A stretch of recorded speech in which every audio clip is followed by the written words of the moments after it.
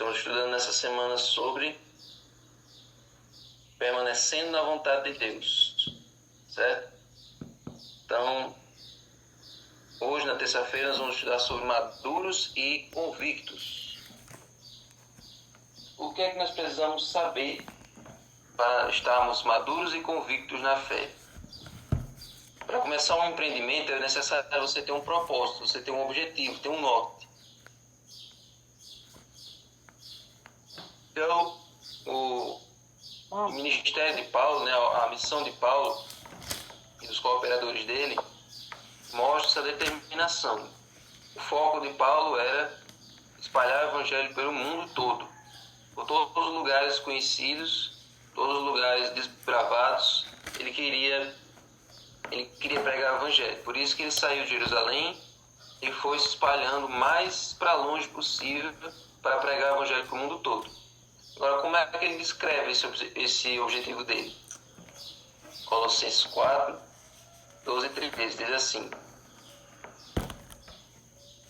Epáfras, que é da igreja de vocês, manda saudações.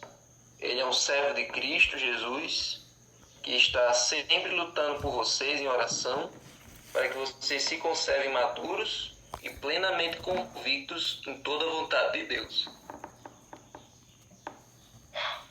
E posso testemunhar a respeito de Epáfras, de que muito se empenha por vocês, pelos de Laodiceia e pelos de Hierápolis.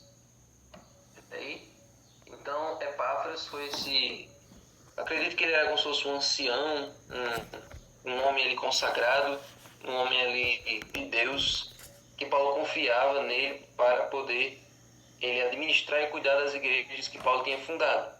Então, Epáfras tinha essa missão de ser o intermediário. Paulo na cadeia, e ele ia trazendo as cartas, ia trazendo ali as notícias de como é que Paulo estava e como é que as igrejas estavam para Paulo.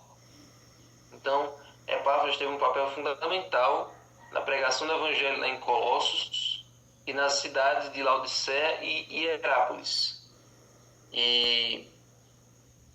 Então, as saudações e orações por essas igrejas foram uma motivação para os crentes ali.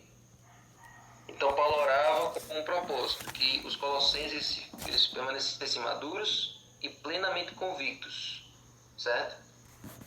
Então, como ele está dizendo desde o começo desse trimestre, a preocupação de Paulo era: será que essas igrejas que eu fundei vão permanecer firmes quando eu for embora?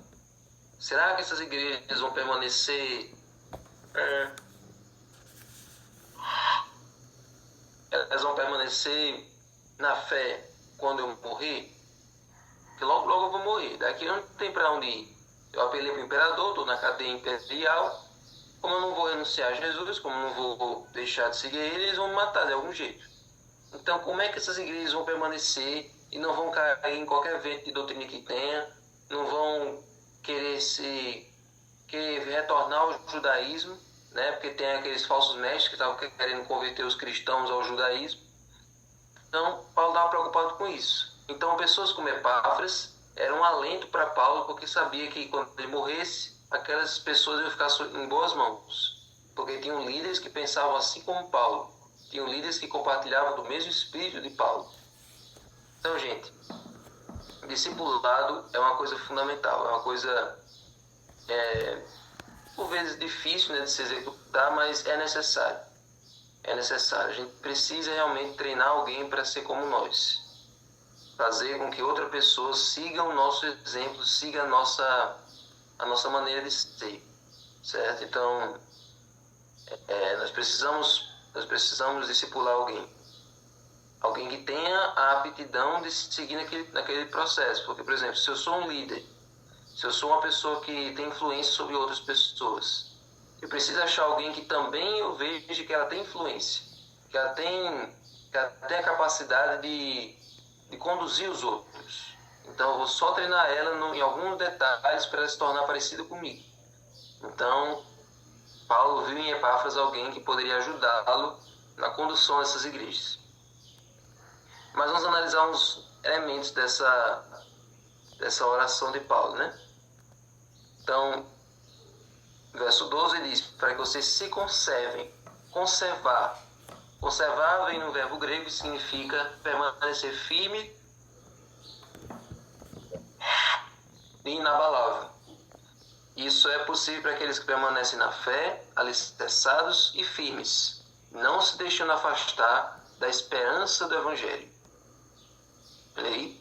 Então esse mesmo verbo é usado lá naquele texto de Efésios para falar de que nós devemos resistir às ciladas do diabo e às forças do mal com o poder de Deus, vestindo toda a armadura de Deus, usando o escudo da fé para poder apagar os dardos inflamados do maligno. Então, se conservar na fé é resistir às tentações, é resistir às provações e às ameaças internas e externas, certo? Então, os maiores inimigos da igreja não são a parte externa, não são inimigos externos. Porque se a igreja tiver apenas inimigos externos, se ela se mantiver unida, se todo mundo se mantiver em oração, nada pode abalar uma igreja que está unida em oração, nada externo. Mas imagine se surge um problema interno, uma cisão, uma divisão na igreja, uma picuinha, um partidarismo. Se surge um problema interno, aí lascou. Então é preciso que a igreja se mantenha firme, unida em um só pensamento, em um só propósito, todos pensando, todos trabalhando para o mesmo lado, certo? Para que assim elas possam se conservar, como diz o texto. E aí vem o segundo termo, que é maduros. A palavra grega significa perfeito ou maduro e indica a maturidade espiritual que se manifesta no amor sacrificial, que é esse texto de Mateus 5, 44, 48, eu imagino que seja aquele do amarás teu inimigo. Ou então é aquele de andar segundo a milha. Vamos conferir aqui. Mateus 5, 44 e 48. Pois é. Eu, porém, lhes digo, amem seus inimigos e orem pelos que perseguem vocês. Portanto, sejam perfeitos, como é perfeito o Pai de vocês que está nos céus. Então, esses perfeitos aqui é o mesmo verbo desse aqui, que diz maduros. Então, conservem-se perfeitos ou então conservem-se maduros. E essa conservação da maturidade é através do amor sacrificial, o amor pelas pessoas que não merecem, o amor pelas pessoas com quem a gente tem ranço. Nós sempre dizemos aqui que amar é diferente de gostar. Eu posso não gostar de uma pessoa, mas por Cristo eu tenho o dever de amar ela, porque se Jesus morreu por mim, Ele também morreu por ela. E isso é maturidade cristã. Todas as pessoas que não amam não conhecem a Deus, pois Deus é amor. É o que diz em João 4,8. Você não tem a obrigação de gostar de ninguém. Você pode gostar de umas pessoas e de outras não. Mas amar é uma decisão que a gente toma. Porque amar não é um sentimento. Amar não é uma sensação, uma emoção. Amar é uma decisão. Eu decido amar apesar de tudo. Todo casal, todo relacionamento que tem amor envolvido, que tem relações que não tem amor, né?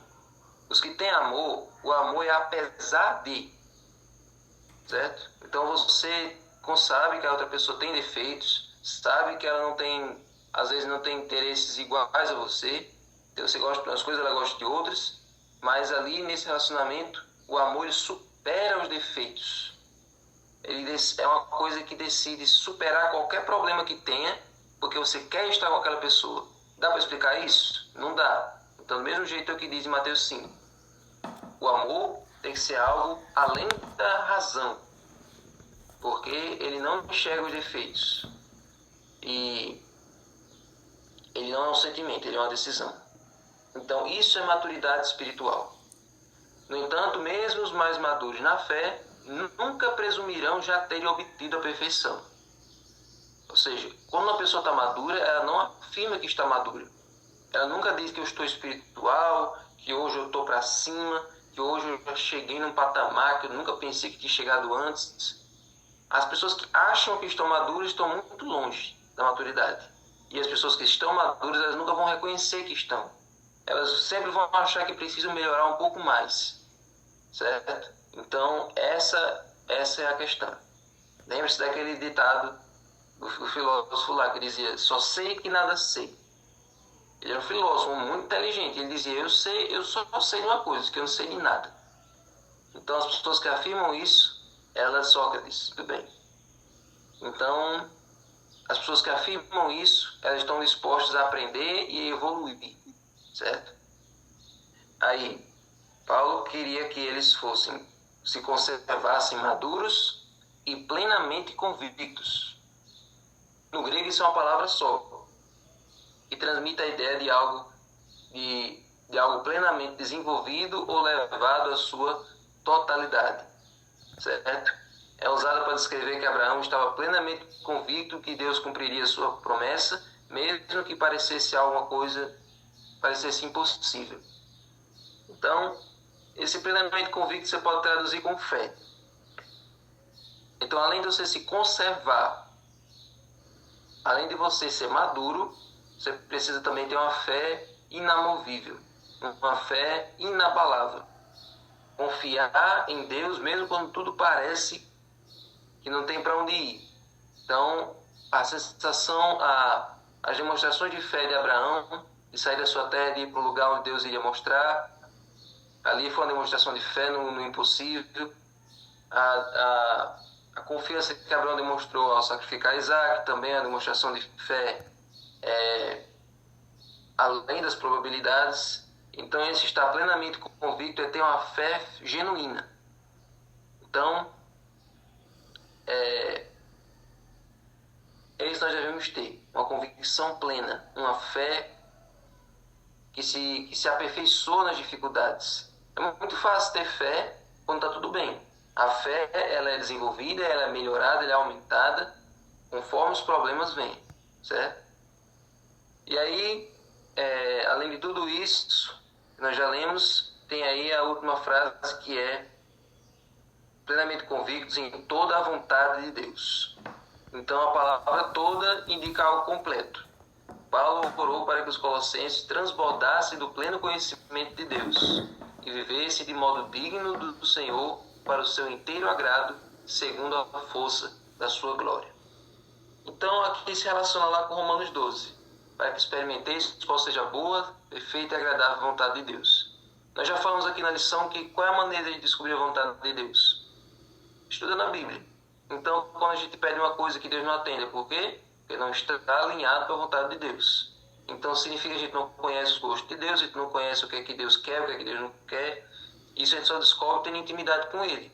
Se um dia a nossa vontade se alinhar com a vontade de Deus, então o que a gente pedir, Deus vai atender, porque está igualzinho o nosso pensamento, estão batendo. É que nem quando você vai conversar com uma pessoa que você é muito íntimo, e você nem precisa terminar a frase que outra pessoa vai lá e completa. Porque a pessoa adivinhou o seu pensamento, porque pensam igual, porque conversam muito tempo. Às vezes você vai pedir um negócio, eu queria pedir uma coisa. É isso? Como é que você soube? Porque eu conheço você. Então, quando a gente tem uma intimidade forte com Deus, então a gente pede aquilo que Ele gostaria de nos dar já. Entendeu? Então nós temos que ter a mente de Cristo. Exatamente, Samara. Então, Atos 9:16. Para encerrar aqui, lição pede para a gente ler Atos 9:16. Diz assim: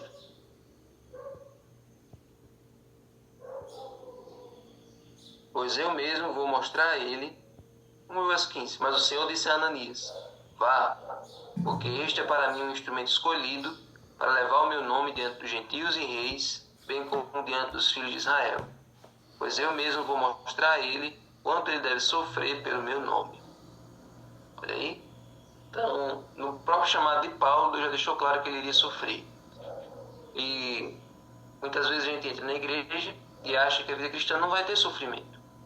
E agora com Deus não vai ter mais nada. Essa é uma ilusão que não sei quem é que coloca, mas a pessoa já vem do mundo achando que pronto, agora daqui para frente não tem mais isso, não tem mais dificuldade, não tem mais problema. Mas se não fossem os problemas, a nossa fé não desenvolveria. Se não fossem os problemas, a nossa confiança em Deus não existiria. Se não fossem os problemas, o nosso caráter permaneceria igual que era antes no mundo.